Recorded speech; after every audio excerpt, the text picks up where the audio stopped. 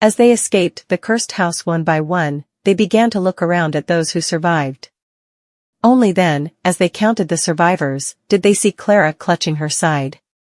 They watched as the blood dripped down her legs, paralyzed by fear and unable to help. She looked up and smiled at them as if it was a last goodbye. As she opened her mouth, her eyes began to shut. Her lifeless body fell to the ground, surrounded by a pool of her own blood. The group members stared at her for what felt like an eternity, before realizing what had happened. She was the only one smart enough to escape, the one who sacrificed everything, though she had the most to lose. She was now lifeless, bloody, and surrounded by people she only knew for a few hours, though it felt like their whole lives. But they knew the unfortunate truth.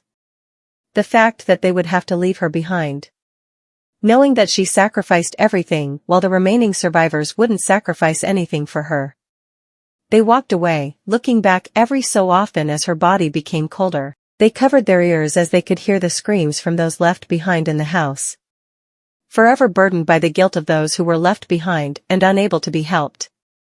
"We have to go back," cried Ezekiel. "For what?" "So we can end up like Clara," argued Rachel. As the words left her mouth, only then did she realize what she said. The group looked at her as their faces became disgusted. "Wait, I didn't mean it like that." Rachel tried to reason. "If we go back, we are for sure dead. Their screams are nothing but a siren's call. We have to save ourselves. We made it this far." The survivors' faces turned to disappointment.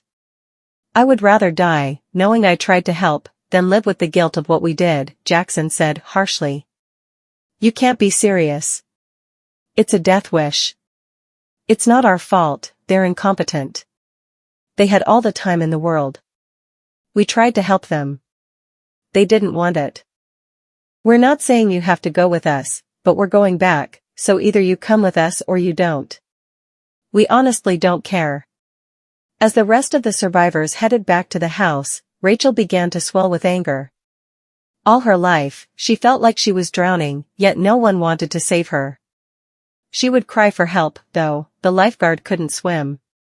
Now they wanted to help, now they wanted to stand up and not stand to the side. No. It's not fair. Why do they get to be saved while she had to suffer? Rachel reached into her back pocket and pulled out a small pocket knife. It was slightly dull, yet still sharp